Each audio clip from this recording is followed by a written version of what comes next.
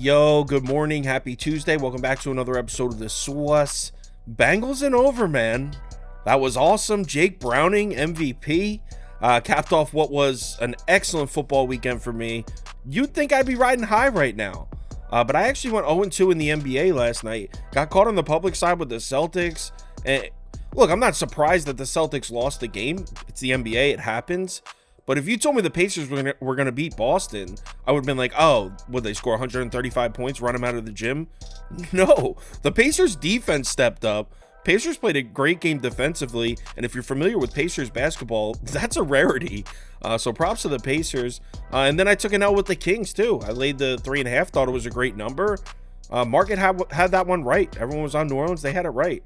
So 0-2 in the NBA last night, but we got 2 more games to turn it around. Let's go. Welcome to the Sauce. The Sauce. Sauce. Hey, get the sauce. First up, New York Knicks on the road in Milwaukee. Bucks are laying 4.5 points in this one. That number's been bet down from 6. Total sitting at 225. Knicks are looking like a very public dog here. This line actually opened up at 6. It's been bet down to 4.5. Looks like we're starting to see some bets coming on the Bucks now that it's down at 4.5. But for the most part, everyone's on the Knicks here. Let's talk injuries, and the Knicks have 0 right now. In fact, other than RJ Barrett and Quentin Grimes for about a week or two, Knicks haven't had any injury problems all season. Milwaukee cannot say the same. Jay Crowder's still out. He hasn't played since November 11th. Pat Connaughton's going to miss another game. This will be the 3rd straight he's missed. And let's be honest, that's not a piece Milwaukee wanted to lose right now. Who are the wings on this team? Who's getting the minutes at wing for the Milwaukee Bucks? They've got Giannis, Lopez, and Portis. Those are the bigs. And they've got Dame, Beasley, and Payne. Those are the guards. Who are the wings on this Bucks team right now? Chris Middleton? I mean, we're not even sure how healthy he is. Remember, he missed a few games early in the season. He's only been averaging about 22, 23 minutes a night over the last 5, just over 11 points per game. And what do we know about Chris Middleton? He's good, but I mean, he's a pretty one-dimensional player. He's not particularly good on defense. He's not very fast. He doesn't really distribute much. He's pretty much just a scorer. So who on this Bucks team is playing defense on RJ Barrett in this game? This is a guy that can shoot from outside, but also loves to drive to the basket. That's why wings are so important, because they can defend the entire floor. So right off the bat, I'm liking RJ Barrett's over. He averaged 23 points per game in his 2 games against the Bucks last year. His point total's all the way down at 16.5 for this one. And you want to know where RJ Barrett's most frequent shot zones are? The mid-range shot and the short mid-range shot. Just so happens to be the 2 weakest zones in the Bucks defense so far this season. So I like the matchup for RJ Barrett. Also, he shoots 3s from the corner.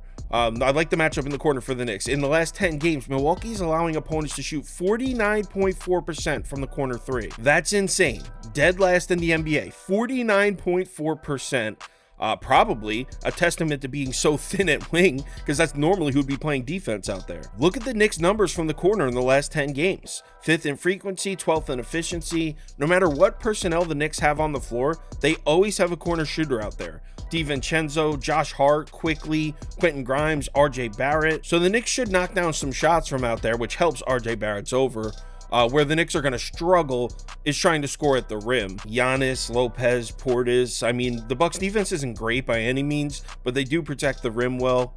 So just because there are some favorable matchups for the Knicks offensively doesn't mean I think they're going to have a successful overall offensive performance in the game. I mean, this is a Tom Thibodeau coach team, let me remind you, so he's not exactly known for his offense. But hold on, because on the other side of the court, Milwaukee's not the only team in this game that's struggling to defend the corner shot. Knicks can't either. Knicks are excellent up top on the perimeter, which is why we always play Boston tough. I said we.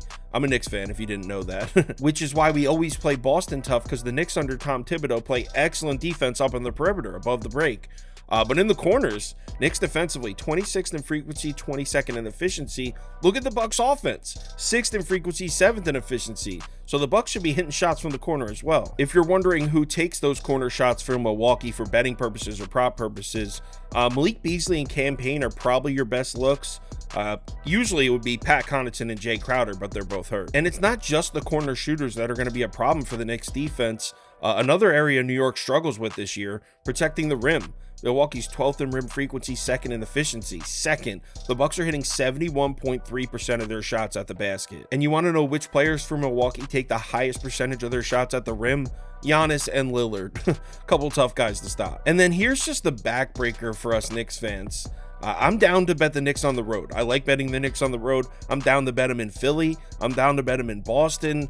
But this Bucks team, I mean, we just never beat these guys. Knicks are just 0-7 in their last 7 games against Milwaukee with an average point differential of 9.71. So the Knicks just never seem to beat the Bucks. So my pick in this game is Milwaukee. If you're asking me what I think you should bet, I would say lay the 4.5 with the Bucks. Full disclosure, I'm going to be betting Knicks money line. I'm making kind of a homer decision here, which if you subscribe to this channel, you know I almost never do. But I really want the Knicks to be the first team to win this NBA Cup. So I want to root for them. I'm taking the Knicks money line, but if you're asking me for advice, I would say lay the points with Milwaukee matchup-wise. Next game. Suns on the road to play the Lakers. Lakers laying 1.5 points at home here. Total sitting at 227.5. Action is coming in on the Suns in this one. Really haven't seen the line move. I'm still looking at mostly 1.5s across the board. There are a couple 2s out there, though. Injury-wise, Phoenix is still going to be without Bradley Beal, which is so weird because he's never injured.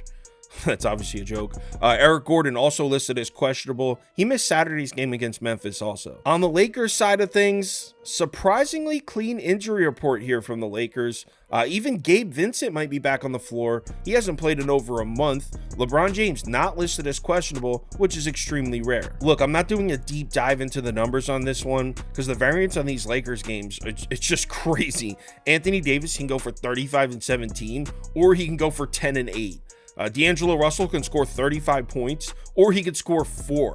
It's just really tough to zero in on these data points for the Lakers because they're literally a roller coaster. One thing I will say, though, if you do plan on betting the Lakers, just take the money line. Don't lay the 1.5. And usually that's the opposite of the advice I would give. But this Lakers team, they may be 8-2 at home this year, but they're just 4-6 against the spread, which means karma will find a way. If I take Lakers minus 1.5, somehow it will land on 1. That's just how it'll go. So yeah, if you like the Lakers, I would take the money line, which is what I'm personally going to do.